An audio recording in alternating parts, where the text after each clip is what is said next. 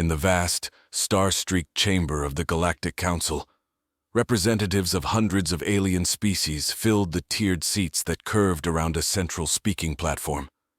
The air was charged with a tense anticipation as Captain Elena Mirov, the appointed human delegate, stepped onto the platform. Her presence was a stark contrast against the diverse assembly of beings, some with shimmering scales, others with pulsating bioluminescence, all turning their multifaceted eyes or sensory appendages towards her. Elena's gaze swept over the assembly, her expression unreadable yet firm. She had been chosen for her diplomatic acuity and her ability to remain unflappable under pressure, traits that would be tested to their fullest today. Adjusting the microphone to her height, she began in a clear, resonant voice that carried across the chamber. "Ladies, gentlemen, and esteemed beings of the Galactic Council," Elena started, her tone respectful yet assertive. "Today, I stand before you not just as a representative of Earth, but as a harbinger of truth, an advocate for justice and mutual respect among our star-spanning civilizations." The room buzzed with the translated murmurs of 100 languages as the universal translators worked overtime. Elena paused, allowing her words to resonate before continuing. "It has come to our attention, through channels both overt and covert, that there exists a plot within this council. A plot not only to exploit Earth's abundant resources, but to effectively enslave its people under the guise of protection and integration into the galactic community." A ripple of shock and murmurs swept through the chamber. Several delegates shifted uncomfortably. Others exchanged secretive glances. Elena's voice grew stronger with each word, fueled by a mix of righteous indignation and strategic outrage. "This plan, crafted in shadows and whispered in back rooms, is a betrayal not only of Earth but of the very principles this council supposedly upholds. How many more are there among us who have fallen victim to such duplicity? How many have been silenced before they could speak as I do now?" Elena let the question hang in the air, heavy with implication. She advanced a few steps forward, her eyes scanning the audience, challenging them. "We, the people of Earth, once looked up to this Galactic Council with hope and a desire for peaceful coexistence. Yet now we find ourselves compelled to prepare for conflict against those who would deceive and destroy us." Her next words were delivered with a cold, steely precision that made several of the council members visibly flinch. "Consider this not just a protest, but a warning. We are aware, we are ready, and we are not without our own defenses. To those who plotted against us, run. Rethink your strategies and know that humanity will not submit quietly. We will defend our home, our rights, and our future against any threat, from within this council or beyond." As she concluded, Elena stepped back, her stance resolute. The chamber erupted into chaos, with some delegates standing to shout their objections or support, others pressing forward to debate fiercely in their native tongues. Amid the uproar, Elena walked off the platform, her message delivered, her warning clear. She did not look back as she exited the chamber. Her thoughts were already on the next steps, on Earth's preparations, and on the inevitable confrontation that would decide the fate of her world. The gauntlet had been thrown, and there was no turning back. As news of the Galactic Council's betrayal and Elena's defiant stand spread like wildfire, Earth became a hive of frenetic activity. Governments that had once squabbled over territory and resources now found a common enemy in the stars, uniting them with a clarity of purpose previously unseen. Old rivalries were shelved, military budgets were unanimously approved, and the planet's full industrial might pivoted towards war preparation. General Abrams, a grizzled veteran of Earth's many terrestrial conflicts, took charge of organizing the planet's defenses. His experience in asymmetric warfare was invaluable. He knew that facing a technologically superior enemy required ingenuity and unorthodox strategies. Under his direction, cities began to fortify, civilians were trained for emergency response, and the world's arsenals were turned skyward, adapting existing weapons systems to face this new extraterrestrial threat. Meanwhile, Raj Patel, a brilliant engineer known for his work on fusion power and propulsion systems, was tasked with advancing Earth's technological capabilities at breakneck speed. Raj and his team worked tirelessly, reverse engineering captured alien tech and integrating it into Earth's defense network. They developed new spacecraft, enhanced Earth's orbital defense platforms, and created energy shields previously thought to be decades away from feasibility. The duo's efforts galvanized not just their own nations, but the entire world. Information campaigns kept the public informed and prepared, turning fear into resolve. Propaganda posters depicting humans of all backgrounds standing united against a common foe adorned city walls, and broadcasts featured updates from Raj and Abrams, explaining the necessity of each new measure and innovation. In the secret corridors of power, clandestine meetings with other potential alien defectors took place. Diplomats and spies worked tirelessly to isolate the Council by sowing discord among its members, contacting species disillusioned with the Galactic Council's tyranny. These efforts bore fruit when several smaller, marginalized alien races, sensing the shifting tides, began to offer covert support, sharing intelligence and resources. This chapter of preparation culminated in a grand assembly where leaders from around the world, along with representatives from these alien allies, met to discuss the final stages of their defense plan. The atmosphere was electric, charged with a potent mix of fear, determination, and hope. General Abrams addressed the assembly with a stirring speech. "Today we stand on the precipice of a new era for humanity. We have been thrust into the galactic arena not as equals, but as targets," Abrams declared, his voice echoing in the large hall. "But we will not stand idly by as our future is decided by others. We will fight, and if necessary, we will die on our feet, defending our home." Raj followed with a more technical but equally passionate address about the innovations his team had achieved and how these would be pivotal in the upcoming conflicts. "Our ships are ready, our systems are integrated, and our resolve is unbreakable. We face a formidable enemy, but they have never encountered a species with as much to fight for as we have. Let's show them what humanity is capable of." As the assembly concluded, the representatives dispersed, returning to their constituencies with plans for mobilization.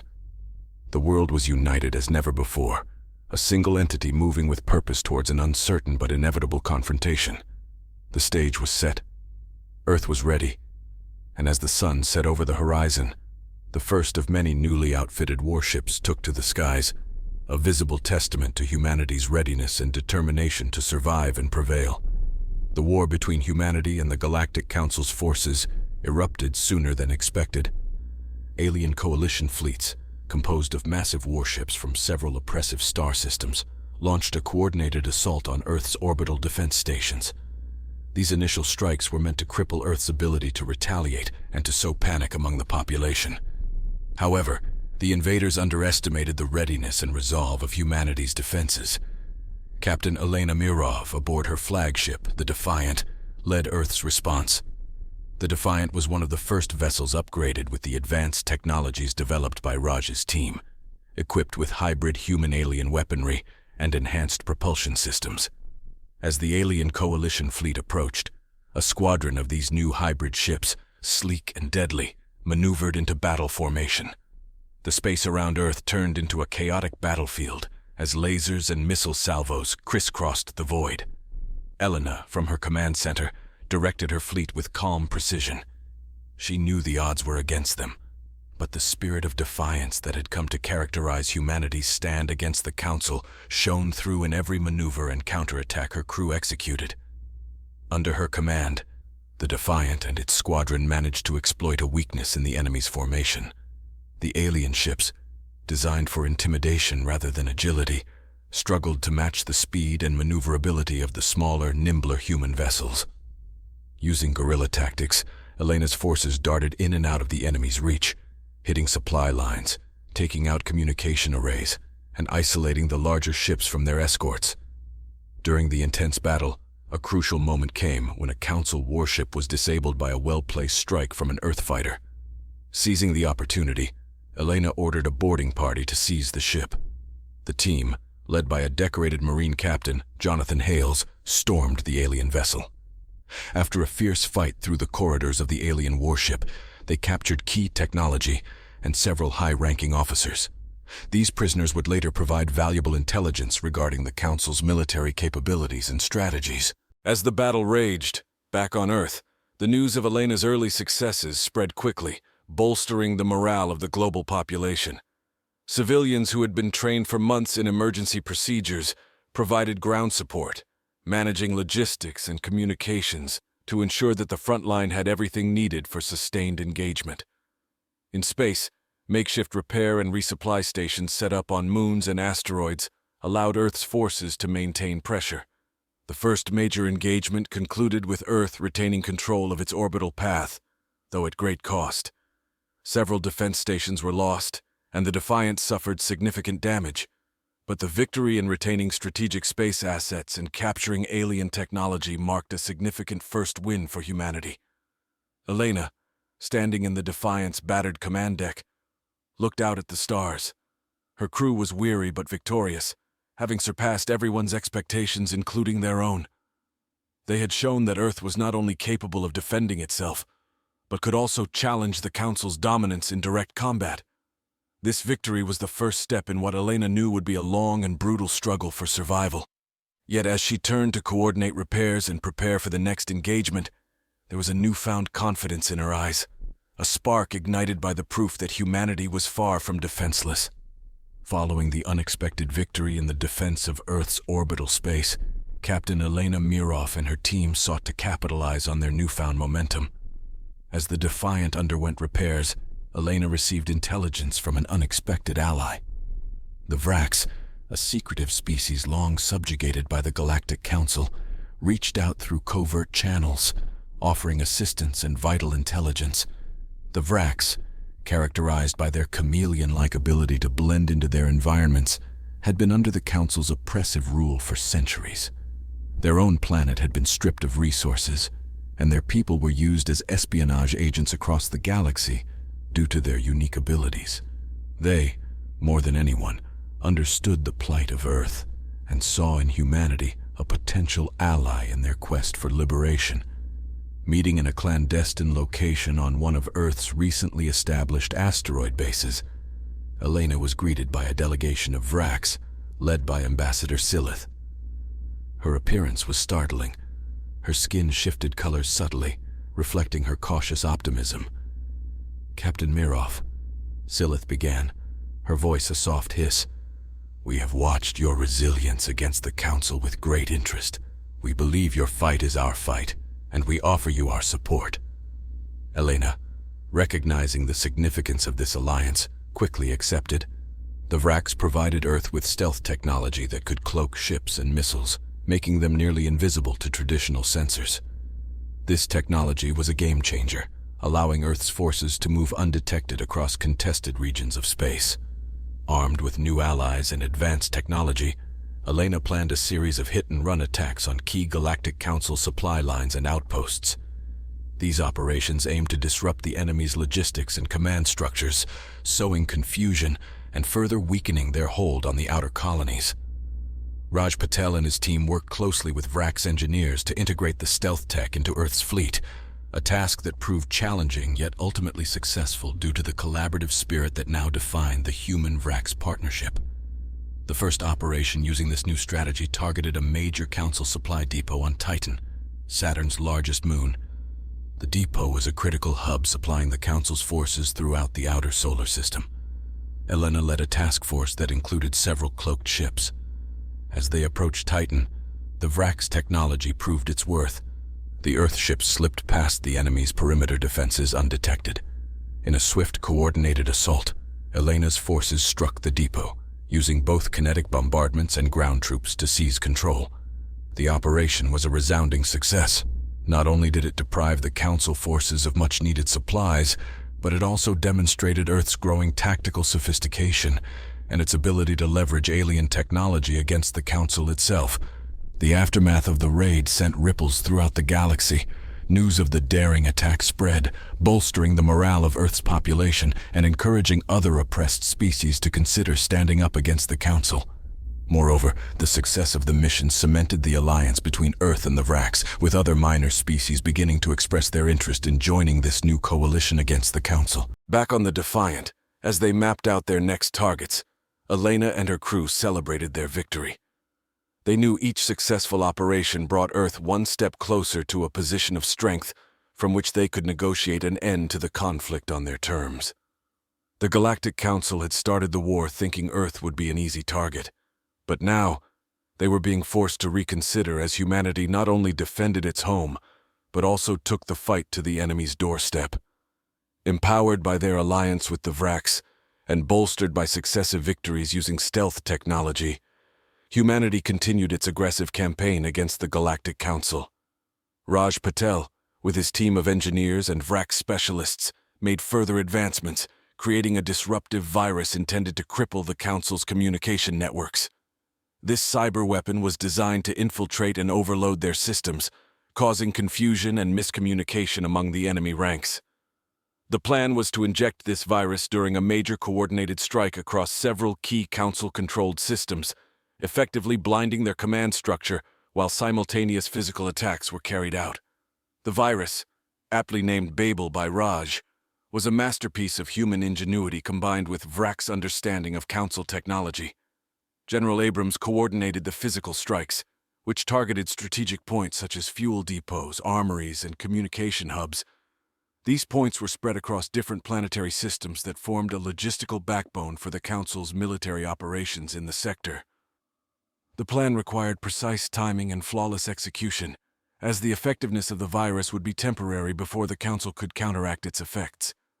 The operation kicked off with synchronized deployments of the virus-infected drones that slipped past Council defenses using the stealth technology previously acquired. As the virus began its infiltration, disrupting the Council's networks, chaos ensued. Communication channels filled with static and garbled messages, leaving ships and defense stations unable to coordinate effectively. With the enemy disoriented, Earth's forces launched their attacks. Squadrons of fighters and bombers emerged from the cloak of stealth, striking with devastating precision. The targets, selected for maximum impact on the Council's supply chain and military readiness, were hit hard. Fuel depots exploded in spectacular fashion, armories were reduced to rubble, and key communication hubs were seized or destroyed. One of the most dramatic moments of the operation occurred at a Council stronghold on Callisto, one of Jupiter's moons. A team of elite soldiers, led by Captain Jonathan Hales, who had become a prominent figure in Earth's military due to his previous successes, conducted a daring ground assault. They captured the stronghold, securing a significant cache of alien weapons and technology, which would further enhance Earth's capability to wage war. As the dust settled, the success of the operation was clear. The Galactic Council's forces were in disarray, suffering massive losses in both resources and morale. News of the coordinated strike spread quickly throughout the galaxy, igniting hope in other oppressed systems and galvanizing more species to rise against the Council. On Earth, the victory was met with jubilation and renewed resolve. Raj and General Abrams were hailed as heroes alongside Elena, their efforts emblematic of humanity's fierce determination to not only survive, but prevail. The success of Operation Babel marked a turning point in the war, with Earth's forces now seen as a formidable power capable of not just defensive maneuvers, but significant offensive actions that could change the course of the conflict. In the aftermath, while repairs and analyses of captured tech took place, strategic meetings buzzed with discussions of the next phases of the war. Humanity had demonstrated its capability to strike decisively and disruptively, setting the stage for further actions that could potentially lead to peace talks or even the end of Council dominance. The story of Earth's defiance and resilience was now a beacon across the cosmos, inspiring countless others to consider the possibility of freedom from the Council's rule. The tide of war continued to turn in humanity's favor following the successful execution of Operation Babel. As Earth's forces gained notoriety for their strategic brilliance and relentless aggression, a pivotal battle loomed on the horizon, the Battle of Titan's orbit. This confrontation was anticipated to be one of the largest and most decisive engagements of the war, pitting Earth's newly empowered fleet against the main battle group of the Galactic Council's forces. Captain Elena Mirov, who had become a symbol of Earth's defiance and a tactician feared by her enemies, led the charge.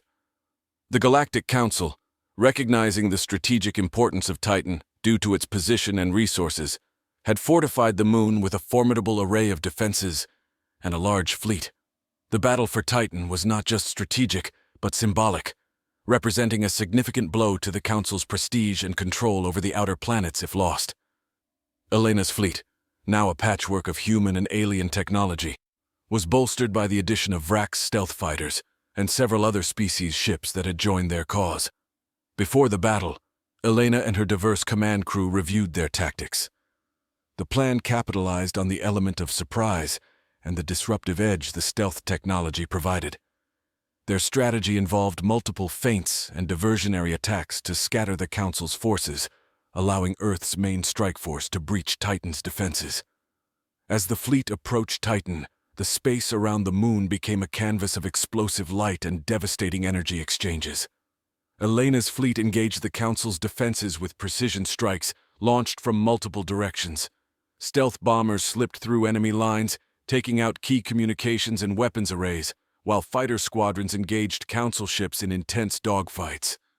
The battle reached its climax when a squadron led by Captain Jonathan Hales executed a daring maneuver, breaking through the Council's weakened flank to deliver a crippling blow to their flagship.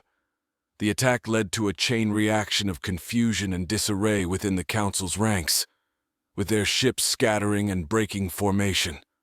Amidst the chaos, Elena directed her forces to press the advantage, pushing deeper into the enemy's territory around Titan. The Council's forces, now leaderless and confused, faltered. The relentless assault from Earth's coalition peeled away layer after layer of the Council's defenses, until at last, the orbital stations around Titan fell, one by one, into human hands. The victory at Titan was a turning point in the war. It demonstrated the effective integration of Earth and alien technologies and tactics, showcasing a level of adaptability and innovation that the Galactic Council had severely underestimated. The loss of Titan significantly weakened the Council's logistical and command capabilities in the outer solar system, leading to increased rebellion among other subjugated species. In the aftermath of the battle, as the human and allied fleets consolidated control over Titan, stories of the victory spread far and wide.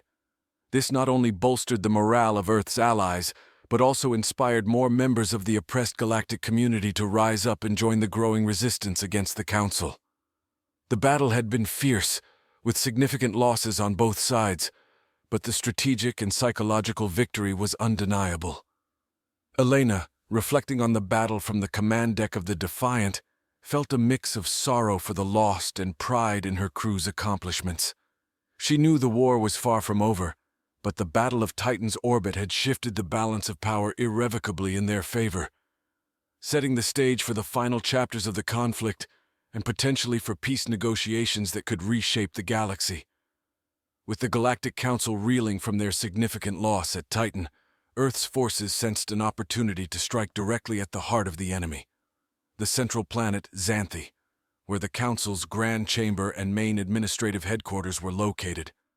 This ambitious assault, named Operation Heartstrike, aimed to capture the Council leaders and dismantle their command structure, effectively ending their tyrannical rule over the galaxy. Captain Elena Mirov was at the forefront of planning and executing this critical mission. Alongside her, leaders from various allied species, including the Vrax and newly joined Rylar, masters of energy manipulation, strategized the assault. The diversity of the forces assembled reflected the unity that the conflict against the Council had forged among previously disparate galactic species. As the combined fleet approached Zanthi, they encountered heavy resistance. The Council, aware that they were fighting not just for control but for their very survival, had mustered a vast armada. The space around Zanthi turned into a blistering war zone, with energy beams and missiles crisscrossing between the battling fleets. Elena's strategy involved a series of feints to disperse the Council's forces, followed by a concentrated strike at the weakest point of their defenses. Using the stealth technology provided by the Vrax, a special ops team led by Captain Jonathan Hales infiltrated the planet, aiming to sabotage the planetary shields and open a path for the main invasion forces. The ground invasion of Zanthi was intense, Troops from Earth and their allies clashed with the elite guards of the Council in the streets of the planet's capital city, fighting their way towards the Council's grand chamber. The urban warfare was brutal, with heavy casualties on both sides, but the resolve of Elena's forces pushed them onward. Simultaneously in orbit, the space battle raged with renewed ferocity as Council reinforcements arrived. Elena, commanding from the Defiant, orchestrated the orbital engagement with precision. Her ship, battered but unbroken, led charge after charge, breaking through the Council's defensive lines and keeping them from reinforcing their ground troops. The turning point came when Hales's team successfully disabled the planetary shields.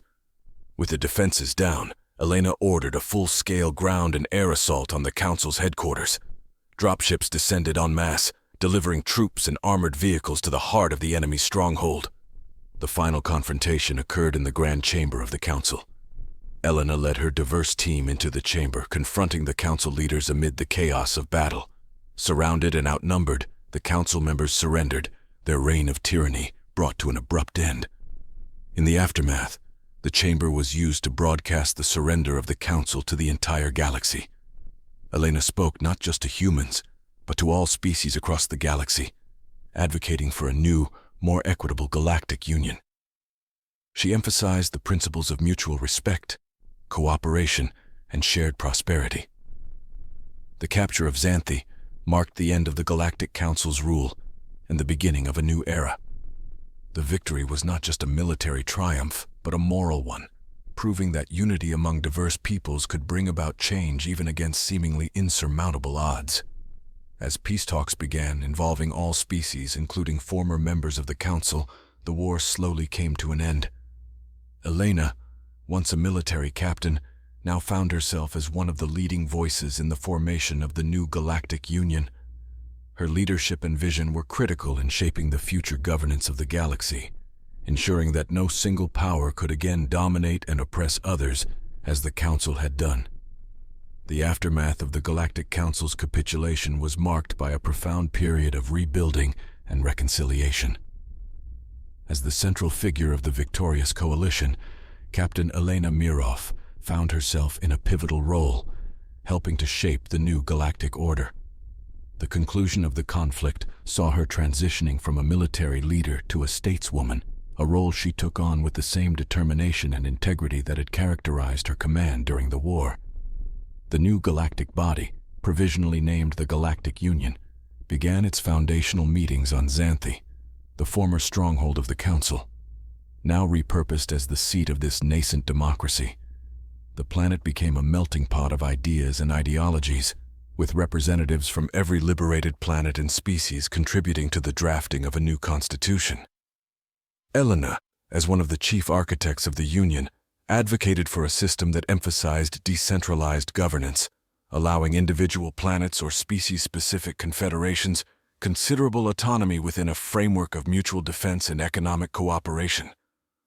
Her vision was for a union that learned from the failures of the Galactic Council, particularly its centralization of power and lack of transparency, which had led to widespread corruption and oppression. To ensure lasting peace, Elena also pushed for the establishment of a Galactic Court of Justice, which would address grievances and mediate disputes between member species and systems. She believed that justice was a crucial pillar of peace, especially in a galaxy healing from the scars of tyranny and war.